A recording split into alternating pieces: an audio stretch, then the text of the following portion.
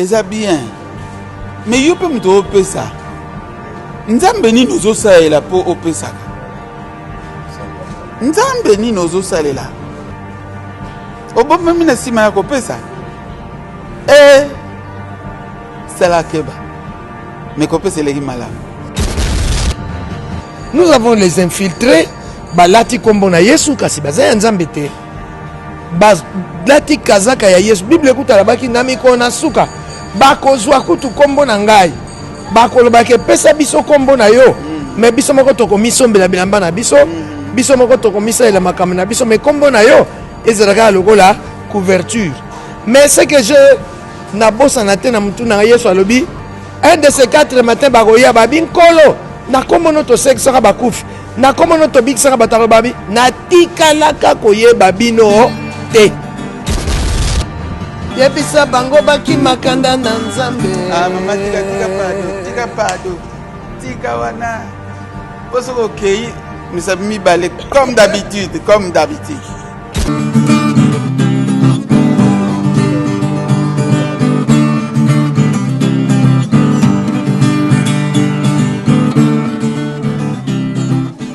Voilà, en tout cas, merci beaucoup fidèles internautes abonnés de l'ONG7 Télévision.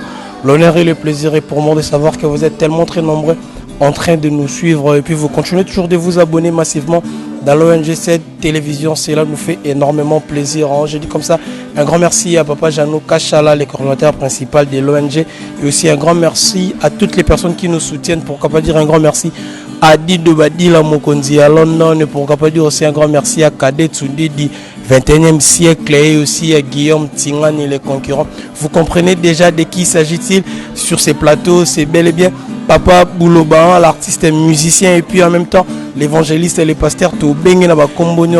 C'est avec lui que nous allons devoir nous entretenir tout au long de cette émission. Bonjour Papa Bouloba. Bonjour. Comment va la santé? Ya yo, ya maman, ya Fanny? Ça va. Mais il faut découvrir la santé par la chanson. Bolingo. Nzambe motapesi bolingo. Nzambe lingi to lingana. Nzambe lingi to salisana. Nzambe alingi kosalela nzoto na biso. Bino balingana.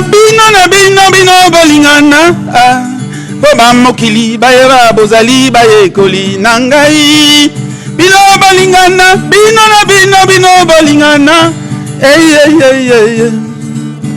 En principe, c'est la voix de Maman Bouloba.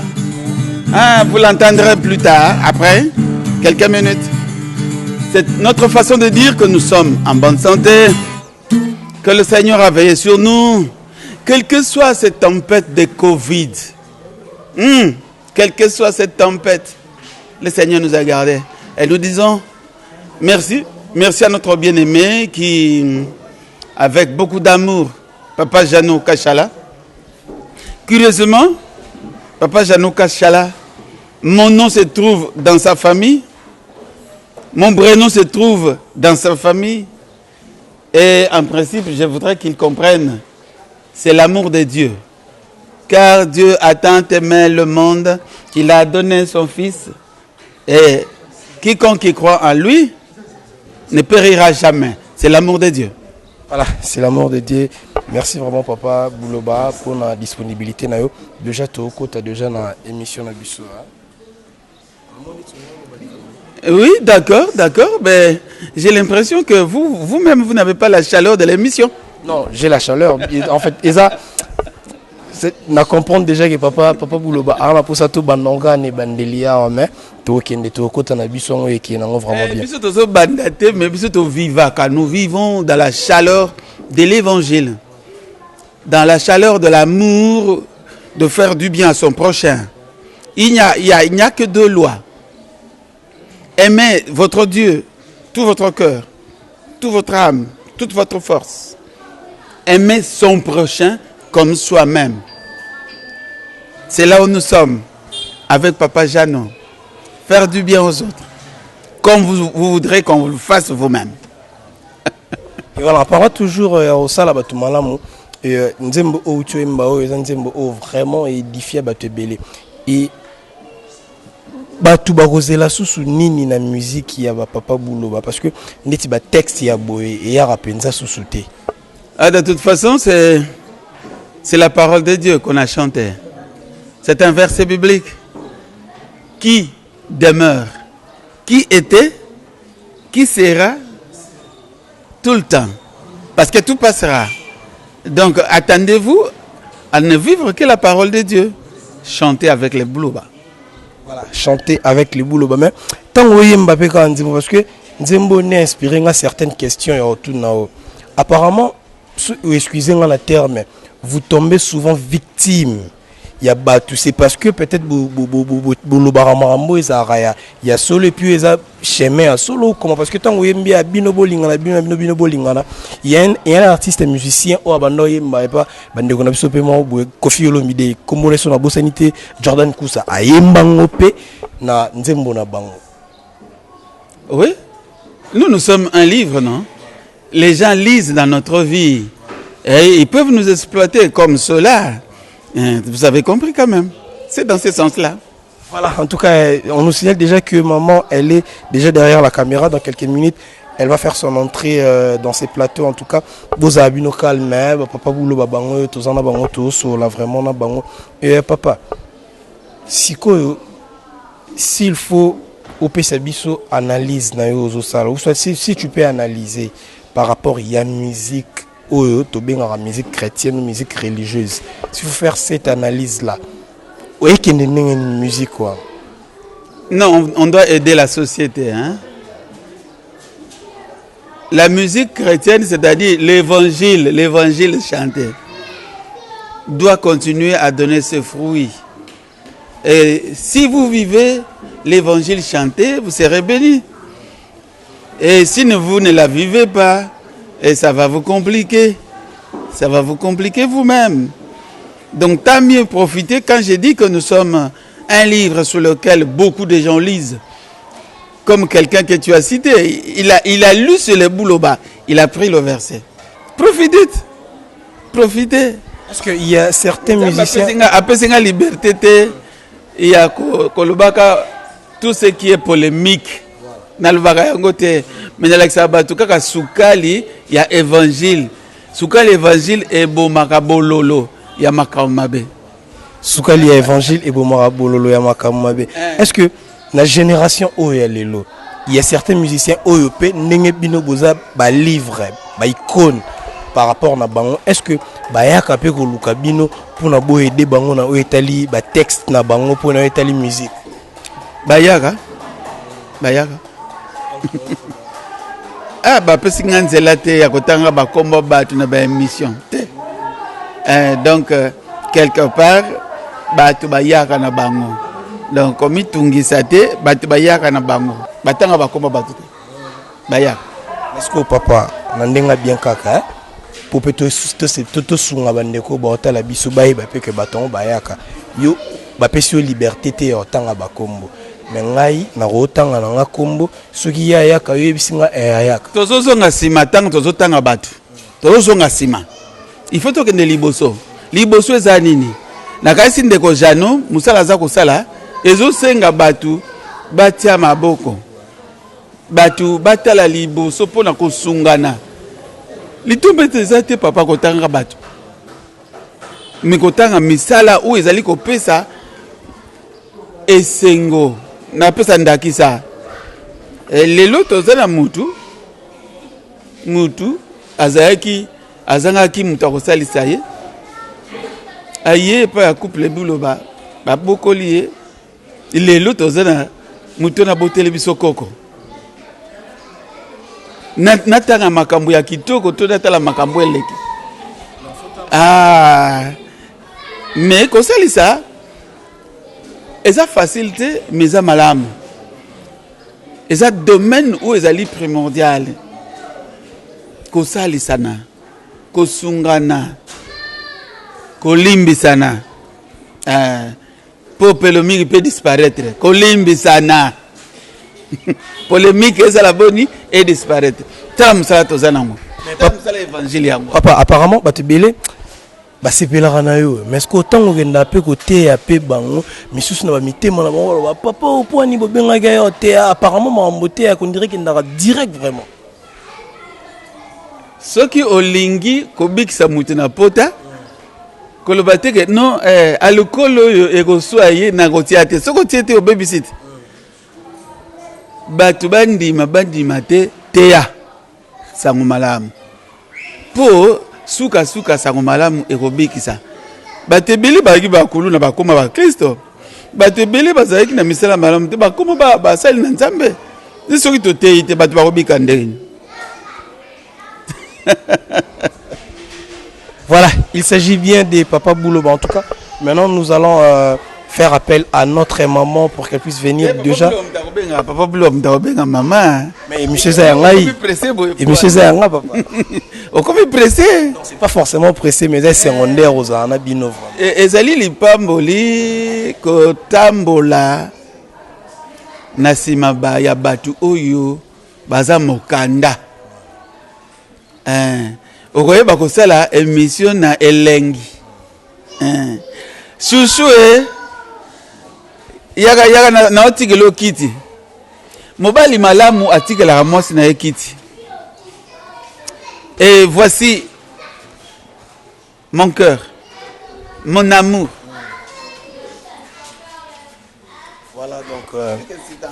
Voilà donc c'est maintenant l'entrée de notre maman. Bonjour maman. Bonjour. Et bonjour balandinyo sobo bazo landa biso. Topesi bino mbote, topesi bande konsutu mbote. Bo bazo landa biso. Tolingi bino mingi. Voilà, bolingi bango vraiment mingi. En tout cas, ils ont vraiment essayé pour nanga ko yamba bino lelo parce que vu carrière au Bossali, il y a eu certaines questions on a boyi ko tuna papa parce que nebeka yoza fona tuna maman okobete la biso non li solo ya carrière musicale na bio personnellement et puis ya bino na papa. Carrière musicale nanga zaki nanga simple choriste, hein? Simple moyembi sur ayemba en église, na koli une église, libaleye na kati ya libala nde pa nzamba iko pesa biso musala yako sala carrière kutatola Yesu na kati ya loyembo carrière mbengo na kongolo bana nous sommes des évangélistes missionnaires donc nzembo eza pour nous le cheval mon débat il y a bataille on a retravaillé pour nous transmettre lilo banzambe pa na bato. Voilà, pour nous transmettre lilo banzambe pa bato. Est-ce que okoki ko se souvenir lisusu na nzembo ya liboso oyo côté la studio? Naza nzembo te ngaza banzembo moko kutu te banzembo eleke bele mwana expliquer te ya onga to titila moko ke je légendaire Jérusalem mboka sika na makasi na ngai te to za ngamso na batite farte o banzembo na mso za nanyo soka far bo mwa to tiaka ba verset na ba chapitre mwa ko tia verset far na chapitre far ezara nango te. Est-ce que vous serez les musiciens dans la capella qui a un zimbo Jérusalem? C'est la bayemba nzembo yo peo. Yo ko sika ba capella guitare. Linda na mutu c'est la musique ya église. Na église ba linda nda ezala kate o.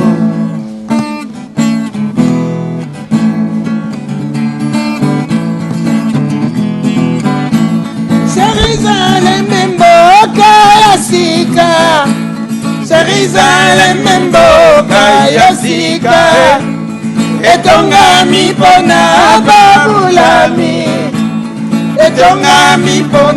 babulami kolela te o basi te o ninyoko te o mboka yango nakokende vrai kapela yango.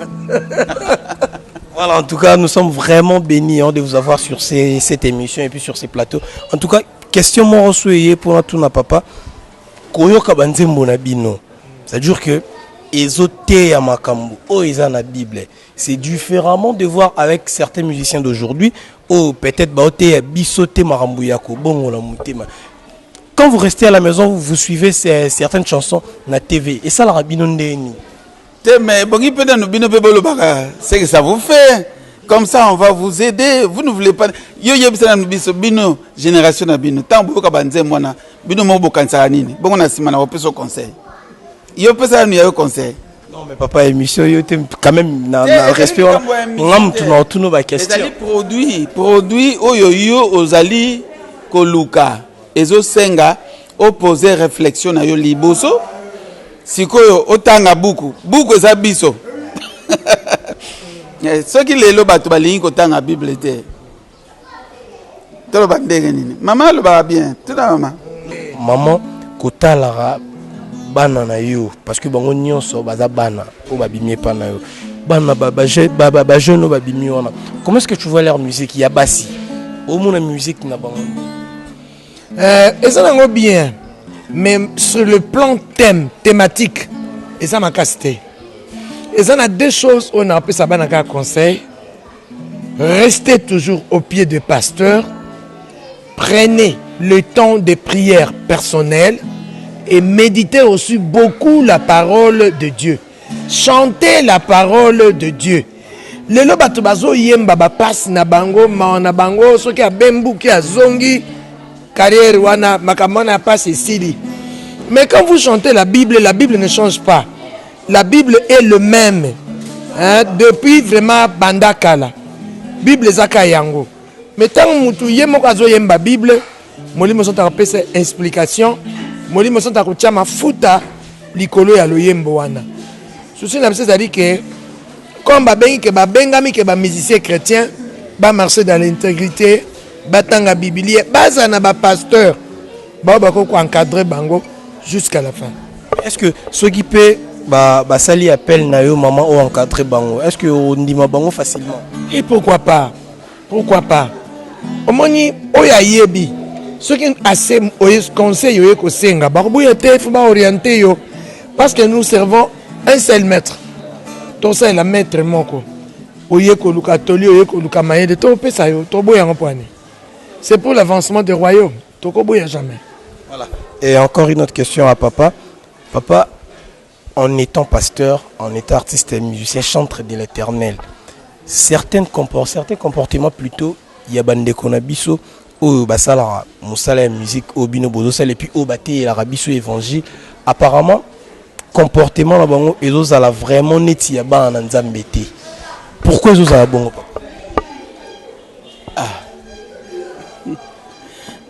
Na lobite que toutes les questions on a compliquées. Mais Moussa Nzambe etindi biso kobikisa milimo.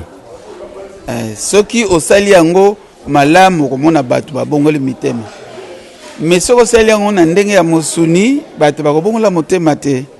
Ngai nazokanisa ete lelo ndenge tozali mingi kati na biso balukaka mayele po balekisa bango ndenge nini ya koganye ba âme. Parce que comme évangélistes missionnaires, nous devons atteindre l'ordre suprême. Si maman a dit l'ordre suprême, bien, maman quoi expliquer? Voilà. Maman, tu peux nous expliquer l'ordre suprême au papa le bien? L'ordre suprême et le bien est aller faire les nations, le disciple de Christ. Ce n'est pas nos disciples, c'est les disciples de Jésus-Christ. Alors, biso ba comportement Bible le bien tikanyo somi balé ekola esika moko. Le seul le maître yende ako juger biso akozabo ya malamu atie côté mususu ope mabe atie. Mais nous continuons notre travail. O azosala nzambe na solo asala nzambe na solo. Bible écoute le bien moto azosala malamu a continuer kosala malamu. O pas azosala mabe a continuer kosala mabe a persévérer. Mais oya futaka kombo na ye alpha na omega azoya. Ça veut dire que ton péché t'atteindra toujours. Malamu na yo pe ekobosa na adresse na yo te. Mabe na yo pe ekobosa na ke longi na yo te. Bato ta français balabaka tous se paye ici bas. Voilà. Bato français balabaka tous se paye ici bas. Na koyoka oka koloba ono bike tika matiti na masangu ekola elongo moko sku maman. Oui, parce que matiti bazali. Bazangate, pour Bible mtelo bien. Et si kabana nzambe bazali bana satana pe basi infiltré kati. Nous avons les infiltrés balati kombo na Yesu kasi bazali nzambe te. Lati kazaka ya Yesu Bible kutala baki nami kona suka bakozwa kutu kombo na ngai bakoloba ke pesa biso kombo na yo mais biso moko toko misombela bilamba na biso biso moko toko misaela makambo na biso mais kombo na yo ezalaka lokola couverture mais ce que je nabosa na te na mutu na Yesu alobi un de ces 4 matins bakoya babi nkolo na kombo no to seksaka bakufi na kombo no to bikisaka batalo babi na tikalaka koyeba bino te. Ce qui est triste. En tout cas, comprenez, hein, on est vraiment comme ça avec le couple Bouloba. En tout cas, quand on est dans le bateau, ça tellement béni parce que bah yemba est belé et puis bon c'est là dans cette émission et kendeka boy. Mokolo ya suka kolo akotelema akokamata bampate na loboko ya mobali akoloba na bango boya na bino bokota na mboka na nkembo nazalaka na nzala boleisi ngai nazalaka bolumbu bolatisi ngai nazalaka na boloko bolatisi ngai bokota na bino na mboka na nkembo bosepela na bino elongo na tata nzambe. Voilà, c'était là les couples Bouloba. En tout cas, maman, elo nini o bino bosala to o bosalaka pour que banzembo na bino nyonso bobeta ata mon côté ezanga rosa succès. Tolobi to embaka Bible, to tangaka Bible, to pusanaka mingi pempe na nzambe, c'est ça notre secret. Nous marchons ce que Dieu a dit. Tozaba o nzamba lobi tozala. Tozana biso La parole de Dieu a toujours et loko tu te mets tozali ko s'efforcer ya koyeba kotambola na nzambe po tozala oyo biso lelo. Est-ce que papa question yo vraiment est-ce que la musique chrétienne ou cette musique religieuse il y a aussi certains musiciens oyo basala ngope na ndenge ya ba gris gris te bona domelo na ngala kota te na yebisa ko musala na kolakisa sukali ya évangile sukali évangile lobiete mutu oyo akosaela nzambe kati na solo akopambwama ngana za modèle talaka nga oyo tikali wana peut-être maman kopesa idée mais voilà donc papa a habillé vraiment à kokota na makambo na te maman na éviter sous réponse éviter papa poto le bato biso nyonso tozali na bango na biso na ben filtré na bo bazabo na uti koloba te ngabi moto ayebaka mutu malamu eza nzambe soko za matiti malamu oza matiti oza nzete ya malamu okobota mbuma ya malamu soki poza nzete ya ngai tokoyeboka na mbuma ti Bible abi tokoyeba bango na misala c'est ça. Wow, ça c'est comment maman belé maman bino peut-être bozan la bino nda ko mon église mais biso to tambola pe na moi partout kende boye baloba ki intel mbela nzambe masaki boye yango na kana tuna kiwa. Merci yango na biso pe moye to kota makamani yete poto yebi yango teme tebi kaka ke nzete na nzete et ebotaka mbuma to koyeba yango na fruit et loko ekoyebisa biso ke azaya nzambe na misala na fruit na ye azaya biso te aza infiltré po misala na ye na fruit na ye moye nzamba bombango ezate ata ba petit peuple ba oyeba. Voilà, en tout cas avant na écouter na bino na solena maman abotinga maman magifongo que je salue à passant mais si maman no ki écouter na papa Bouloba esinga yokomi déjà na capacité à écouter na bango no bité so nzamba sala mambo kendaka bongo esinga boyi tunelanga maman na papa question oyo comment est-ce que et l'on nino basala pour que bah se maîtriser dira tant d'années au basala ensemble parce que dans ma couple le problème ils ont raté mais vous avez été les meilleurs couples puis l'exemple il y a battu presque nyonso bayana sima qu'est-ce que vous avez fait au juste pour que vous abo garder toujours harmonie. OK et donc albeso ko sa maman Jésus na centre ce qui Jésus dans na centre vraie fondation yango wana biso to ça ba simple brique automatique likolo ya fondation. Pour sa fondation, ça madame tenir ne koyaka. Ndako. Mais fondation peut pas parler couleur té. fondation sauf fondation eza solide babrique ekosalata des années et des années. Biso Yesu na centre yango wana secret ya liboso. Yesu fondation secret ya liboso. Les pierres angulaires, les premières positions. Chiffre 1. Biso tout ça biso ba 0. So chiffre 1 azali oti 0 et comme combien? 10. Au baxi 0. Au baxi 0. Au baxi 0. Au baxi 0. Au baxi 0. Ça veut dire que biso batu tozaka à 0. Mona so to lie biloko. Hein? Au lait foufou, au lait, il faut que quelqu'un ait 0. Pourquoi 0 c'est un ciment? Ça veut dire que tout est vanité. Sans Christ, hein, c'est vanité de vanité. Mais chiffre 1 liboso, 0 est valeur. Et ça maman bon. Voilà. Merci en tout cas aux mamans au comprendre vraiment réponse par rapport à la question là. Et papa en étant artiste parce que tu dis qu'ils ont une entreprise en étant aussi artiste voilà. Tu dis que vous avez l'entreprise monnaie où ils allaient Sokoda ou ils s'occupera na marambu ya artiste. Est-ce que déjà les choix ya ministre culture et art au abimio papa tu continues sur ma politique mais ils ont na côté ya musique on a les choix ya ministre ya culture et art on a ça déjà musala mukola osala musala na kopesa yo réponse wana parce que bazui jouer à sika donc c'est comme lobani bazela ina terrain so ba moni na terrain ne ba loba ministre bazui sika bon to lobani to c'est la terrain.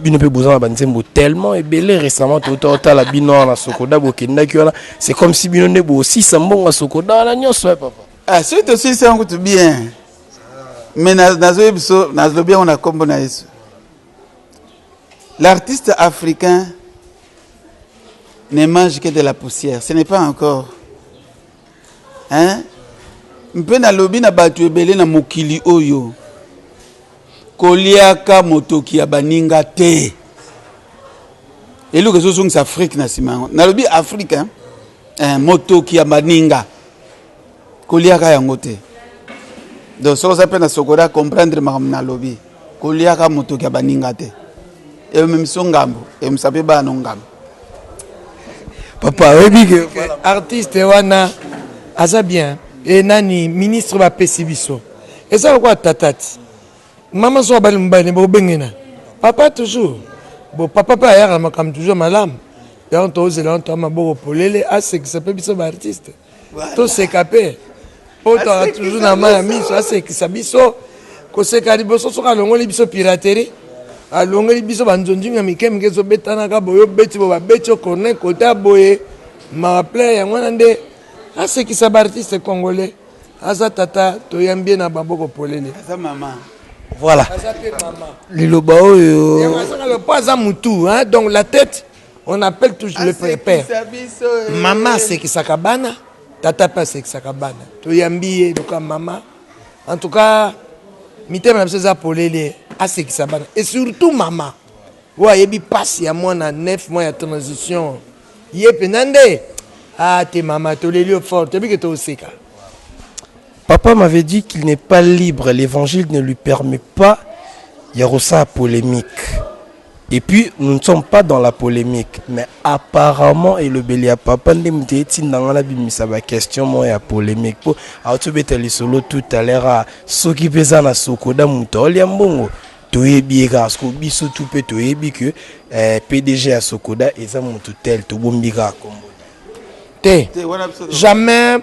Tolobi ya lebiso mbongo tolobi kaka soko tolobi ke motoki ya mutu balia kangote toli topesi tobimi amso na polémique tobi ka toli topesi ezalata na yo eloko ya mutu so ba pesi yo komisa na destination po yebite nini oya salaki batu boni lelo na Afrique ba salaire na bango kangamati lelo batu boni to beta obe maboko esa malamu te boko développement ko ya ndenge ni tango yo ko lia motoki ya ndeko na yo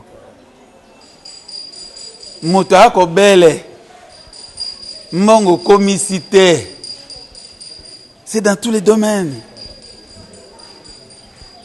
Toujours le bango na motema pasi.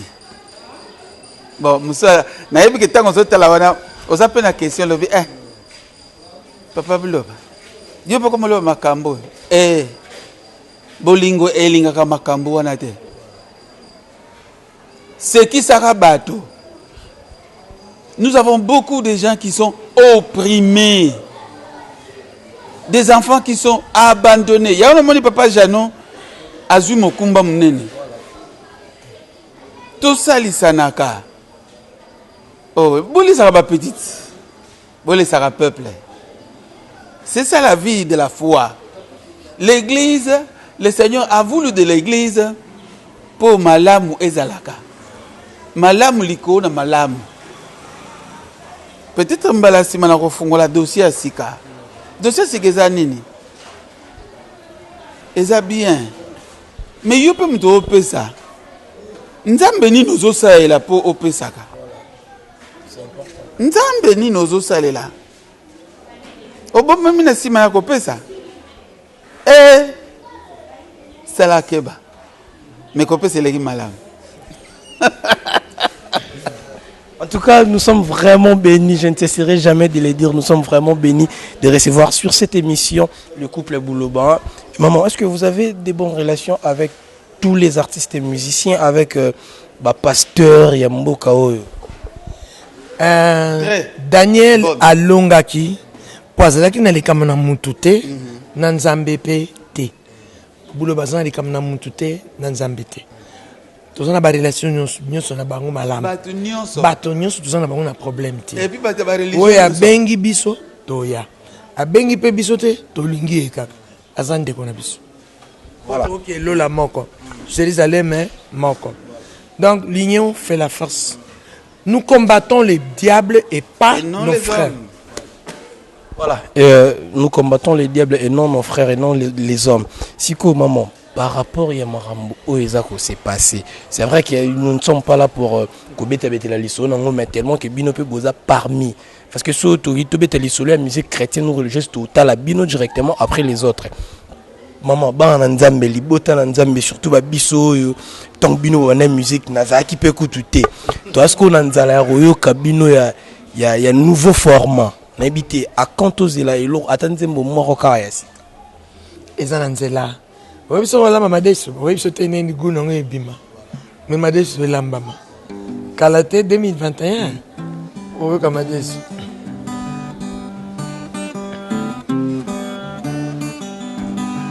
Bato baboyi liloba na Nzambe oh oh. Bato baboyi mongongo na Nzambe. Kasi tala Sodomo na Gomora esikaki na moto. Pela monene yaki na tango na Noa. Biso tolobi kimakanda na Nzambe oh. Yebisa bango bakimakanda na Nzambe.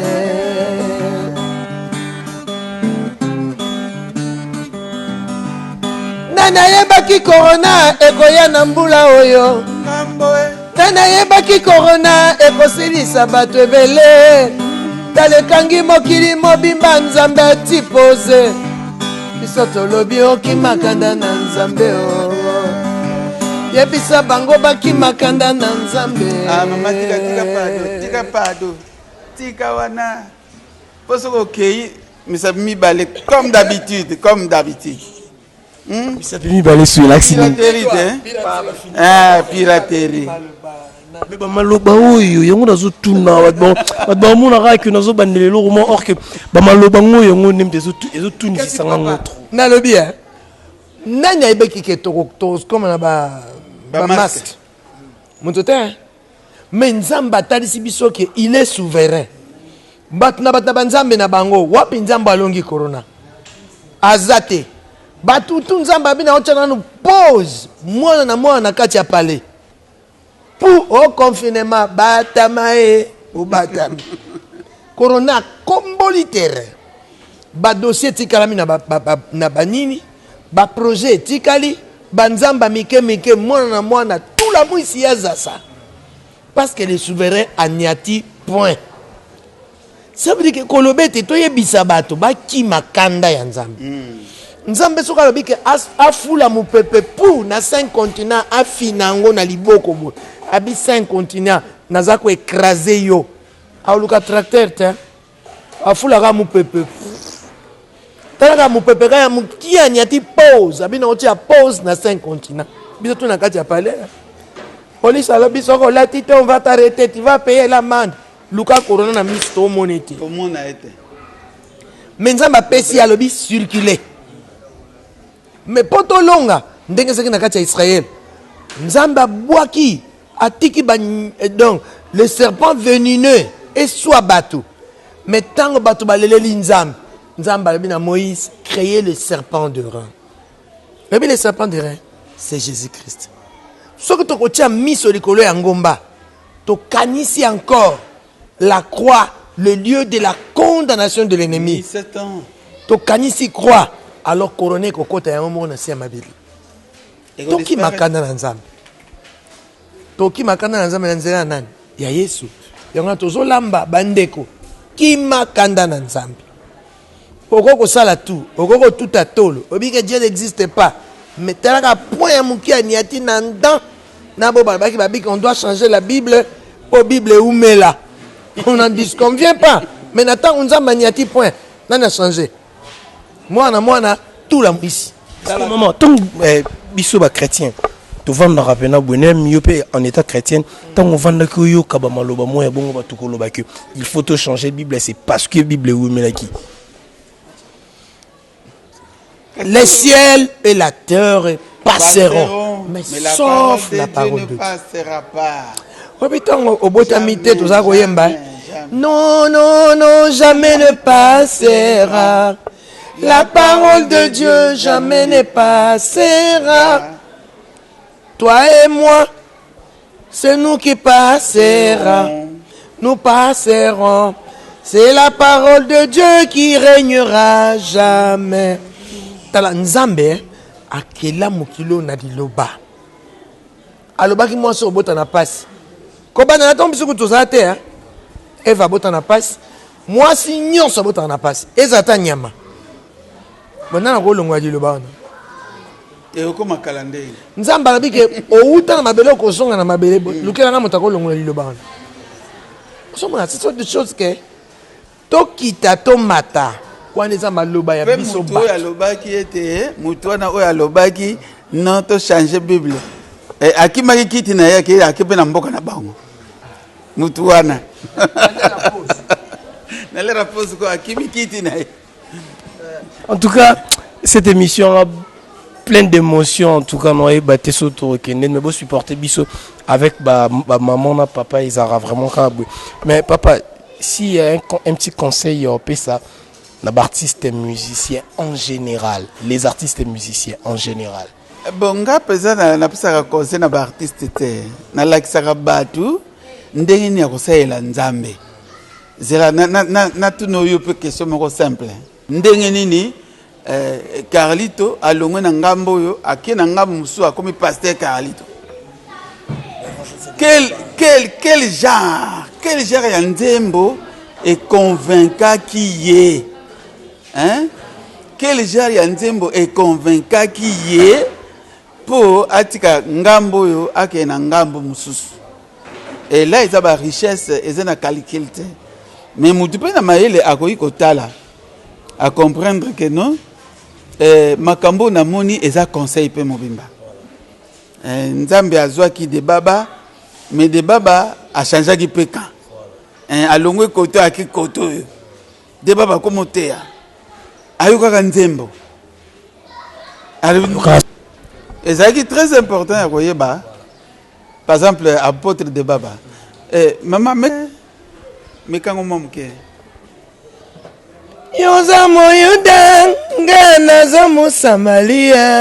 Voilà, nous sommes arrivés vraiment à la fin de notre émission en tout cas. On vous promet que prochainement, Tozoasu, Tan et Rosana, Papa, Maman, là, on va parler vraiment à long et à large. Et surtout, nous allons aussi parler prochainement dans les cadres et à ONG 7 à Papa, Jano Kachala. Un grand merci à toutes les personnes qui nous ont suivis et aussi beau continuer à s'abonner à ONG 7 télévision. Moi, je laisse le plateau à Maman et puis à Papa.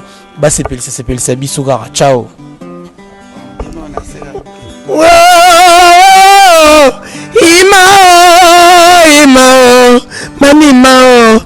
isoto leki na lola tata tata mama mama elenge yaka